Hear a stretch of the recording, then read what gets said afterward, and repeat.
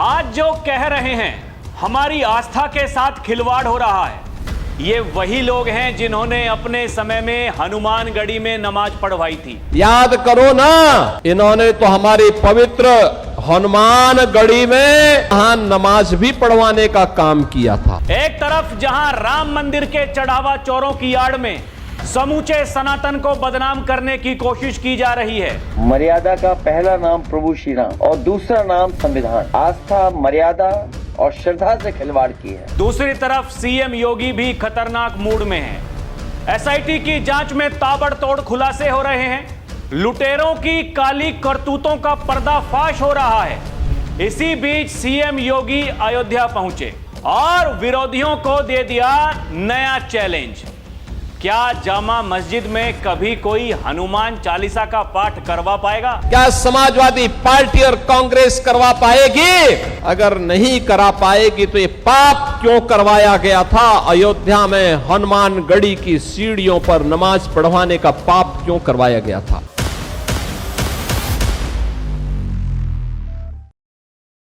दर्शकों नमस्कार, DNP India देख रहे हैं आप। साथ हूं मैं आपके राहुल चौधरी।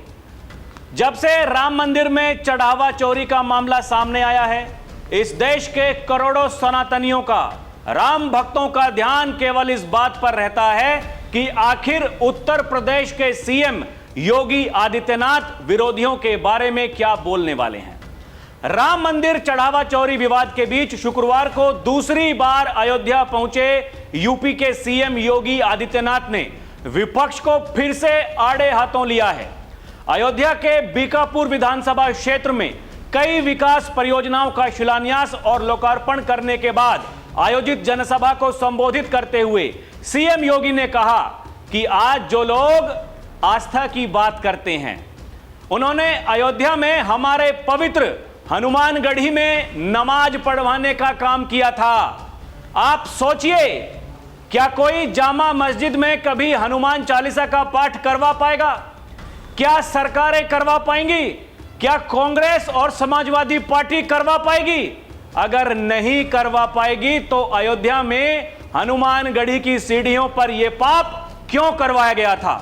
सुनिए क्या कहा सीएम योगी ने। जो ये लोग आस्था की बात करते हैं, याद करो ना, इन्होंने तो हमारी पवित्र हनुमानगढ़ी में इन्होंने तो वहां नमाज भी पढ़वाने का काम किया था। आप सोचो, कल्पना करिए, क्या कोई जामा मस्जिद में कभी हनुमान चालीसा का पाठ कर पाएगा? क्या सरकारें करवा पाएंगी?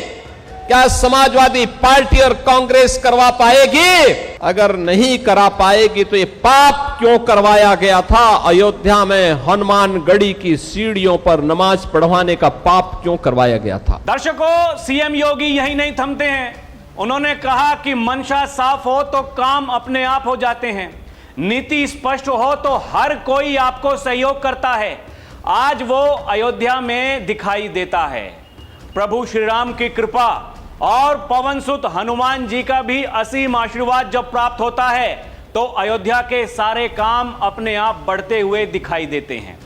योगी ने आगे कहा कि कोई सोचता था अयोध्या में इंटरनेशनल एयरपोर्ट बन जाएगा।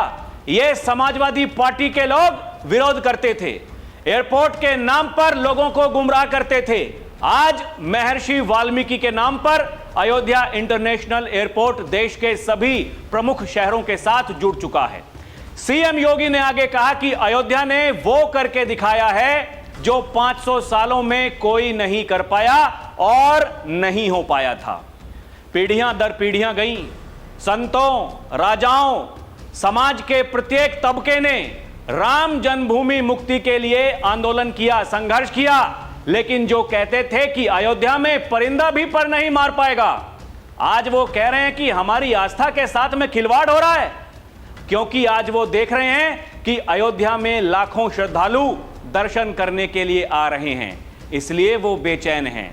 और दर्शकों, इसी कार्यक्रम में सीएम योगी ने भदरसा के नाम बदलने की भी घोषणा कर दी है।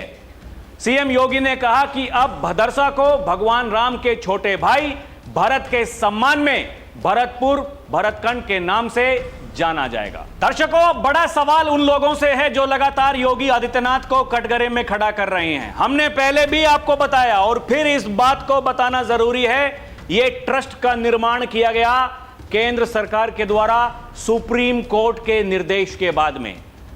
इसमें योगी आदित्यनाथ का कुछ लेना देना नहीं है, लेकिन वो लोग जो आज सवाल पूछ रहे हैं उनको बार बार याद दिला रहे हैं योगी आदित्यनाथ की आपकी करतूत ऐसी थी, आपने क्या करवाया था अपने समय में। आपके नेता संसद में खड़े होकर के डंके की चोट पर यह बोलते थे, किसी को मुल्ला कहना हो मुल्ला कहो, मौलाना कहना हो मौलाना कहो, हमें कोई अफसोस नहीं है। जब भी कोई दुस्साहस करेगा गुंबद पर चढ़ने का, हम उसी तरीके से गोली चलवाएंगे। ये समाजवादी पार्टी के नेता कहा करते थे। आज वही लोग जो कह रहे हैं कि हमारी आस्था के साथ में खिलवाड़ हो रहा है, करोड़ों सनातनियों की बात की जा रही है, केवल देश में ही नहीं बल्कि जो विदेशों में रहने वाले सनातनी हैं उनकी भी बात कर रहे हैं अखिलेश यादव। दर्शकों, ये दूसरा चैलेंज है। इससे पहले योगी ने एक और चैलेंज दिया था अखिलेश यादव को, जब उन्होंने कहा था, अखिलेश जी आज आपके मुंह में पानी आ रहा है क्योंकि वहां पर करोड़ों श्रद्धालु पहुंच रहे हैं, क्योंकि अयोध्या को हमने चमका दिया। यह तब कहा था योगी ने जब अखिलेश यादव कह रहे थे कि हमारी सरकार बनेगी 2027 में तो फिर हम अयोध्या को धार्मिक नगरी बना देंगे, सियाराम नगरी बना देंगे। तब योगी ने कहा था कि अयोध्या की चिंता मत करिए, अरे हम आपसे कह रहे हैं कि जिस तरीके से हमने संघर्ष किया राम जन्मभूमि के आंदोलन के लिए, उसी तरीके से आप एक आंदोलन की शुरुआत करिए और आप कहिए कि हम साथ देंगे श्री कृष्ण जन्मभूमि के नाम पर। उन्होंने कहा कि मथुरा वृंदावन को हम देख लेंगे, लेकिन आप जो कृष्ण जन्मभूमि है, जो विवादित भूमि है, उसको लेकर के आवाज उठाइए।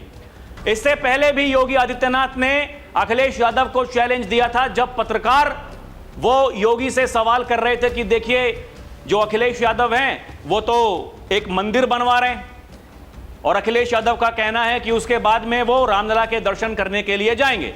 तो सीएम योगी ने कहा कि भाई मंदिर तो आप बनवा रहे हैं तो अच्छी बात है, मंदिर बनवाइए, लेकिन आप ये दोहरा मापदंड ये कैसे उसको देखते हैं? कैसे हो सकता है कि एक तरफ आप कहते हैं कि हम दर्शन करने के लिए नहीं जाएंगे, वहां तो नाच गाना होता है, और दूसरी तरफ आप मंदिर बनवा रहे हैं और आज आप ये कह रहे हैं कि हम जब देखिएगा जब हमारी सरकार बनेगी हम खुलासा कर देंगे। तो अखिलेश यादव रोजाना का उनका यही काम है। लेकिन आप मुझे एक बात बताइए, क्या अखिलेश यादव, लगभग 10 दिन हो चुके हैं जब योगी ने कहा था कि आप जो कृष्ण जन्मभूमि है उसके बारे में बात करिए, हमारा साथ दीजिए। अखिलेश यादव वो कृष्ण जन्मभूमि के नाम पर क्या जय भी बोल पाए हैं? जन्मभूमि छोड़िए, केवल जय नहीं। क्या कृष्ण का नाम ले पाए हैं? नहीं। वैसे अपने आप को उनका वंशज कहते हैं, यदुवंशी अपने आप को बताते हैं, लेकिन वो नाम नहीं लेंगे, वो कुछ कहेंगे नहीं। क्यों नहीं कहेंगे? क्या हिम्मत नहीं है? इसके अलावा एक और बड़ा सवाल है, जो सालार मसूद दरगाह को लेकर के लगातार खुलासे हो रहे हैं कि वहां भी इस तरीके से जो चढ़ावा दिया गया उसमें डकैती की गई। क्या अखिलेश यादव ने, उनकी टीम ने, उनकी पार्टी के किसी नेता ने एक बार भी जाकर के किसी को कुछ कहा है, आवाज उठाई है, सोशल मीडिया पर कुछ लिखा है, पत्रकारों के सामने आकर के कुछ बोले हैं? नहीं बोले हैं। क्या केवल ये हिंदू आस्था ऐसी है कि जिसका मन करेगा आकर के बोल देंगे? ये जातियों में बांटने वाले लोग, ये माफियाओं के सामने नाक रगड़ने वाले लोग, ये कभी किसी का भला नहीं कर सकते हैं। ये जब भी आएंगे तो पहचान का संकट खड़ा करेंगे। ये कहते हैं सीएम योगी आदित्यनाथ, और डंके की चोट पर बोलते हैं। इनके भीतर हिम्मत है तो आज योगी का कटाक्ष वो करके देखें। दुनिया भर की बात लिखते हैं सोशल मीडिया पर, दुनिया भर की। कोई ढोंगी बता रहा है, कोई उनके भगवा कपड़ों को लेकर के मजाक उड़ा रहा है, वो सिर पर बाल नहीं रखते हैं, कोई उसको लेकर के मजाक उड़ा रहा है। ये केवल यही कर सकते हैं, क्योंकि आप देखिए ना दर्शकों, मैंने जो वीडियो की शुरुआत में आपको कहा, जितने भी सनातनी हैं वाकई आस्था के साथ में खिलवाड़ तो हुआ है। जिनका मन दुखी है वो अखिलेश यादव को सुनने के लिए नहीं बैठते हैं कि अखिलेश यादव क्या बोलेंगे। उनको पता है राजनीति हो रही है, लेकिन योगी क्या कहेंगे, योगी क्या कहने वाले हैं, उनका क्या असर होने वाला है, इसको हर कोई देखना चाहता है, क्योंकि यह आस्था का विषय है। और आस्था, यह सिखाएंगे आस्था। कितनी बार कहा योगी ने, अरे आपने जो किया है, आप जनता जनार्दन के सामने जाकर के कैसे कह देते हैं कि भैया देखिए हमारी सरकार आएगी तो हम ये कर देंगे। क्या जनता नहीं जानती है? दर्शकों, एसआईटी पर लगातार सवाल उठाए जा रहे हैं, एसआईटी को लीपापोती बताया जा रहा है, एसआईटी को दिल्ली और लखनऊ की लड़ाई बताई जा रही है। कौन कह रहे हैं? अखिलेश यादव कह रहे हैं, सुनिए। तो उनके ऊपर एफआईआर एसआईटी क्या है? लीपापोती है। लीपापोती एसआईटी किसने बनाई है? और सुनने में आया कि एसआईटी में भी सवाल खड़े हो गए हैं। एसआईटी में जो कोई सदस्य हैं उन पे 420 का मुकदमा है। अब बताइए, वही रहेंगे एसआईटी में? ये लड़ाई बड़ी है, आप नहीं समझ पा रहे हो। ये दिल्ली लखनऊ की लड़ाई है। दिल्ली वाले अगर जांच करते तो ईडी, सीबीआई, इनकम टैक्स करते। आज भी यूपी में आपने देखा होगा, जब अखबार पढ़ा होगा, किसी की दीवालों से कुछ निकल रहा है, किसी पे बंडल निकल रहा है, और ध्यान भटकाने के लिए ध्यान से हटा दें चीजें। तो वहाँ समाजवादी पार्टी के एक विधायक को जो कई वर्षों से जेल में रहा, उसका छापा मार दिया, केवल आप लोगों के सहारे अपनी न्यूज दूसरी दिशा में ले जाने के लिए। जिस एसआईटी को लीपापोती बताया जा रहा है, वही एसआईटी खुलासे कर रही है। जिस पर सवाल उठाए जा रहे हैं, वही एसआईटी जब जांच कर रही है तो पता चलता है कि टिन्नू यादव से लेकर के उसके साथी लुटेरे, डकैत, वो शेयर बाजार में पैसा लगाते थे। राम मंदिर का चढ़ावा चुरा करके शेयर बाजार में पैसा लगाया जा रहा है। गाड़ी खरीद रहे हैं, प्रॉपर्टी खरीद रहे हैं। इतना दुस्साहस। दर्शकों, सीएम योगी ने पहले भी कहा था, बेवजह अनर्गल बातें ना करें। जिसके पास में सबूत है जाकर के एसआईटी को दें। एसआईटी दूध का दूध, पानी का पानी करने का पूरा प्रयास कर रही है, और इसी कड़ी में फिर नए नए खुलासे हो रहे हैं। आप ये देखिए, राम मंदिर चढ़ावा चोरी, शेयर बाजार में खपाई रकम, 1 किलो सोना गलवाया, 3 आरोपियों के ठिकानों से मिला यह सामान। राम मंदिर में चढ़ावा चोरी के आरोप में गिरफ्तार 3 आरोपियों के ठिकानों पर पुलिस ने छापे मारे। कार्रवाई के दौरान पुलिस को नकदी, चढ़ावे की रकम से खरीदी कार, गहने मिले हैं। पुलिस को अहम सुराग मिले हैं, बताया जा रहा है। कस्टडी रिमांड पर लिए गए राम मंदिर चढ़ावा चोरी के 3 आरोपियों के निशानदेही पर पुलिस ने एक कार, चोरी की रकम से खरीदे गए गहने, नकदी बरामद की है। 40 घंटे पूछताछ और बरामदगी के बाद पुलिस ने रिमांड अवधि खत्म होने पर तीनों आरोपियों को जेल भेज दिया। कार्रवाई के दौरान चोरी से जुड़े कई अहम सुराग पुलिस के हाथ लगे हैं। अब तक 4 आरोपियों को रिमांड पर लिया जा चुका है। टिन्नू मनीष को भी रिमांड पर लेने की तैयारी है। टिन्नू, पुलिस ने कोर्ट की अनुमति के बाद बुधवार सुबह आरोपी अनुकल्प मिश्रा, लवकुश मिश्रा, करुणेश पांडे को कस्टडी रिमांड पर लिया था। आरोपियों को जेल से पुलिस लाइन लाकर घंटों पूछताछ की गई है। इसके बाद घटनास्थल पर ले जाया गया। पुलिस उन्हें लेकर वहां भी गई जहां चोरी की रकम का बंटवारा कर पार्टी की जाती थी। मतलब पहले लूटते थे, फिर कहीं जाते थे, बंदर बांट होती थी, पार्टी होती थी, मजे ले रहे थे और सोच रहे थे कि तुम्हारा कोई क्या ही बिगाड़ पाएगा। दर्शकों, टिन्नू यादव तो गजब का खिलाड़ी निकला। सोशल मीडिया में छप रहा है, मीडिया रिपोर्ट्स में छप रहा है। राम मंदिर दान चोरी के पैसे को ऐसे कर रहा था, डबल खुल गया राज। आप देखिए ना, राम मंदिर चढ़ावा चोरी मामले में बड़ा खुलासा हुआ। चंपत राय का ड्राइवर टिन्नू यादव बड़े वाला खिलाड़ी निकला। वो और अन्य आरोपियों ने दान की रकम को शेयर बाजार, ब्याज पर दे रखा था। करोड़ों की जमीन में इन्वेस्ट कर रकम दोगुनी करने का बिजनेस प्लान तैयार किया गया था। मामले में 30 बैंक खाते फ्रीज कर दिए गए हैं। 30 बैंक खाते। लोग कह रहे हैं कि एसआईटी क्या कर रही है। अरे भाई, थोड़ी तो समझ रखो। ट्रस्ट ने कहा सीएम योगी को कि भाई हमें कुछ गड़बड़ी लग रही है। दर्शकों, अभी आऊंगा उसके बारे में आपको बताऊंगा, लेकिन मैं आपको एक बात पहले से बता रहा हूं। मीडिया में ये खबरें आई जब अखिलेश यादव ने यह कहा कि राम मंदिर में चढ़ावा चोरी हुई है, उनकी पार्टी के नेताओं ने कहा उससे पहले ही चंपत राय को पता चल चुका था। चंपत राय वहां अयोध्या के एक पुलिस स्टेशन में एफआईआर दर्ज करवाने के लिए गए थे, लेकिन अनिल मिश्रा का फोन उनके पास में आता है और वो किसी तीसरे व्यक्ति से उनकी बात कराते हैं, जिसके बाद में यह कहा जाता है कि अगर आप एफआईआर दर्ज कर देंगे इससे बदनामी होगी। चंपत राय को रोका जाता है। वो लोग जो आज चंपत राय पर निशाना साध रहे हैं, वो लोग जो चंपत राय को कह रहे हैं कि सब कुछ उन्होंने चंपत कर दिया, अगर किसी के पास में कोई सबूत है तो वो जाकर के एसआईटी को दिखा दें। दर्शकों, अनिल मिश्रा वो व्यक्ति थे जिनके पास में सारी की सारी ताकतें थीं। जितना भी वित्तीय लेन देन होता था उसमें एक व्यक्ति के सिग्नेचर होते थे, वो नाम था अनिल मिश्रा। ये जितने भी डकैत पकड़े गए हैं, लुटेरे पकड़े गए हैं, इन्होंने खुलकर नाम लिया है अनिल मिश्रा का।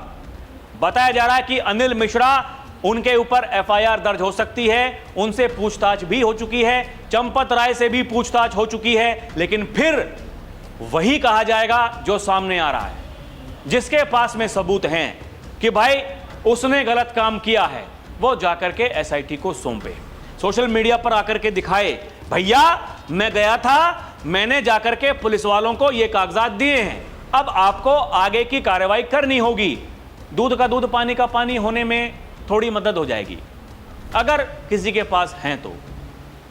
फिर घूम फिर कर वही बात आती है। देखिए, ये सनातन को बदनाम करने से, हिंदू आस्था को बदनाम करने से आप चुनाव नहीं जीतोगे। अगर आप ये कोशिश कर रहे हो, ये सब करने से जो बीजेपी का समर्थक वर्ग है वो आपके साथ में आ जाएगा। जो बाबा को वोट करता है वो अखिलेश यादव को वोट करने लगेगा। ऐसा नहीं होने वाला है। अगर ऐसा आप सोच रहे हैं तो आप मुंगेरी लाल बन चुके हैं, आप हसीन हसीन सपने देख रहे हैं। दर्शकों, यही बताया जा रहा है। आप ये देखें ना, ये कि ब्याज पर पैसे दिए जा रहे थे, शेयर बाजार में निवेश किया जा रहा था। पुलिस सूत्रों के अनुसार रामशंकर यादव, टिन्नू यादव समेत दूसरे आरोपियों ने इन्वेस्टमेंट किया था। टिन्नू यादव ने शेयर मार्केट में पैसे लगाए थे। आरोपियों ने चोरी की रकम अपने रिश्तेदारों, करीबी लोगों के बैंक खातों में ट्रांसफर करवाई और बाद में उसे अपने खातों में वापस मंगाकर लेन देन छुपाने की कोशिश की गई। भाई, एसआईटी अगर लीपापोती कर रही है तो फिर ये खुलासे कैसे हो रहे हैं? ये कैसे पता चल रहा है? ये कौन इनसे पूछेगा? दर्शकों, पता नहीं कैसे तो लोग इनसे सवाल जवाब करते हैं, ये क्या बोलते हैं क्या नहीं बोलते हैं। दूसरी तरफ बीजेपी के प्रदेश अध्यक्ष हैं, मीडिया वालों ने उनसे बात करी, पंकज चौधरी से। उन्होंने कहा कि दोषी कोई भी होगा, कितना भी मजबूत क्यों ना होगा, अगर सबूत मिलते हैं तो फिर किसी को छोड़ा नहीं जाएगा। मतलब जो कह रहे हैं योगी आदित्यनाथ, वही कह रहे हैं पंकज चौधरी। बीजेपी के जितने भी नेता हैं जो बोल रहे हैं, अब जो नहीं बोल रहे उनको तो क्या कहा जाए कि भैया क्यों नहीं बोल रहे? प्रधानमंत्री नहीं बोलते हैं, गृह मंत्री अमित शाह नहीं बोलते हैं, लेकिन बोल रहे हैं कौन? योगी आदित्यनाथ डंके की चोट पर बोल रहे हैं। फिर बार बार इसी बात को दोहरा रहे हैं, हमने कहा था जांच होगी, पता चल जाएगा आरोपी कौन है, और अगर अभी भी किसी को ऐसा लगता है कि छुपाया जा रहा है, वो जाकर के प्रमाण दे दे। यहां तो एकदम स्पष्ट है। यह भी एक सीधी चेतावनी है कि भाई अगर आपके पास में कुछ है तो जाकर के भाई दे देना चाहिए। देखिए दर्शकों, दे देना चाहिए। अब हमारे पास में कोई जानकारी आती है, जो कुछ सोशल मीडिया पर चल रहा है, मीडिया रिपोर्ट्स में छप रहा है, हम आपको बताते हैं। ये हमारा दायित्व है भाई, हमारी जिम्मेदारी है। आप समझ रहे हैं? देश के साथ में खिलवाड़ नहीं होना चाहिए, सनातन आस्था के साथ में खिलवाड़ नहीं होना चाहिए। वो लोग जो कर रहे हैं इसी जन्म में भुगत करके जाएंगे सबके सब। कुछों के सामने तो अभी से उनके जो कर्म हैं, जो पाप हैं, वो सामने आ रहे हैं, आप देख लीजिए। और अभी तो आगे आगे देखिए होता है क्या। एक और मीडिया रिपोर्ट छपी है, बताया जा रहा है 10 लाख के जेवर मिले हैं, रिश्तेदारों के 30 बैंक अकाउंट जो फ्रीज हो गए हैं। चोरी की रकम का कैसे इस्तेमाल करते थे, ये इन लुटेरों ने, इन डकैतों ने कबूला है। ये सच उगल रहे हैं। इनको ना पकड़ा जाता, ये कैसे पता चल पाता कि भैया वो जो रकम इन्होंने जहां डकैती डाली है कहां पे छुपा करके रखी है, क्या हो रहा है, क्या नहीं हो रहा है, यह सब कुछ इसलिए हो पा रहा है दर्शकों क्योंकि एसआईटी अपना काम कर रही है। गाड़ियां पकड़ी जा रही हैं। पहले एक ब्रेजा गाड़ी पकड़ी गई, अब बताया जा रहा है कि एक स्विफ्ट कार भी जब्त की है, वो भी जो चढ़ावा चोरी का पैसा है उसी से खरीदी गई है। लेकिन कुछ लोग राजनीति कर रहे हैं। राम मंदिर ट्रस्ट ने डीएक्टिव की चंपत राय, अनिल मिश्रा, गोपाल राव की डिजिटल आईडी, चढ़ावा चोरी जांच के बीच एक्शन। मतलब जो इनकी डिजिटल आईडी थी जिसका इस्तेमाल करके लोगों को वीआईपी दर्शन कराए जाते थे, मीडिया रिपोर्ट्स में यह छपा है, यह बताया जा रहा है कि अब जो उनकी डिजिटल आईडी है उसके बंद होने के बाद में अब तीनों जो लोग हैं उनकी सिफारिश के आधार पर सुगम या विशिष्ट दर्शन के पास जारी नहीं किए जा सकते। मंदिर प्रशासन ने यह कदम ऐसे समय उठाया है जब चढ़ावा चोरी में हुई अनियमितता की जांच जारी है। चढ़ावा में अनियमितता की जांच एसआईटी कर रही है। वही हम कह रहे हैं कि एसआईटी कर रही है। और ये जो प्रतिबंध लगाए जा रहे हैं, ये जो कार्रवाई हो रही है, भाई ये कैसे हो रही है? इसी बीच एक खबर हो रही है, राम मंदिर चंदा चोरी कांड पर सुनवाई को सुप्रीम कोर्ट तैयार हो गया है। सीजीआई की बनाई पीठ में जो जज हैं उनके नाम भी सामने आ गए हैं। मतलब सुप्रीम कोर्ट भी कह रहा है कि भैया देखिए, अगर मामला ऐसा है तो फिर हम सुनवाई के लिए तैयार हैं। जो याचिकाकर्ता हैं उनका तर्क है कि मामले की निष्पक्ष, पारदर्शी, समयबद्ध जांच सुनिश्चित करने के लिए सीबीआई के नेतृत्व में एक स्वतंत्र एसआईटी का गठन किया जाना बेहद जरूरी है। मतलब कुछ लोगों को अभी भी ऐसा लगता है कि जो एसआईटी अपना काम कर रही है वो किसी के दबाव में है, काम ठीक से नहीं हो पा रहा है। स्वतंत्र एसआईटी की मांग की जा रही है। याचिकाकर्ता यही कह रहे हैं, निष्पक्ष, पारदर्शी। अब देखिए सुप्रीम कोर्ट क्या कहेगा, यह भी बड़ा महत्वपूर्ण है। दर्शकों, इसलिए कहा जाता है कि कुछ भी करना लेकिन कभी सीएम योगी को चैलेंज मत करना। उनका जो काम करने का तरीका है, जो उनके पास में ज्ञान है, भाई वो लोग सनातन की बात करेंगे जो जालीदार टोपी पहन करके इफ्तारी पार्टी करते हैं। जब योगी मुख्यमंत्री बने तो अधिकारी उनके पास में आए कि महाराज जी आप ये बताइए कि ईद आने वाली है, अब की बार कहां आप वो ईद का महोत्सव मनाएंगे? योगी ने कहा मैं ईद नहीं मनाऊंगा। उन्होंने कहा मैं हिंदू हूं और मुझे गर्व है, मैं गौरवान्वित महसूस करता हूं। ये जो मेरे कपड़े हैं, ये जो मेरी आस्था है, यही सब कुछ है। और वो लोग सवाल उठा रहे हैं। आप समझिए, जो मंदिरों का पैसा कब्रिस्तान की दीवारों पर खर्च करते थे, सफाई में कई कई दिनों तक, महीनों तक नाच गाना हुआ करता था, आज क्यों नहीं हो पा रहा है? क्योंकि ये डबल इंजन की सरकार जो कहते हैं योगी आदित्यनाथ, ये सबका साथ सबका विकास की बात तो करती है, लेकिन जो हिंदू आस्था का पैसा है वो कब्रिस्तान की दीवारों पर नहीं लग सकता है।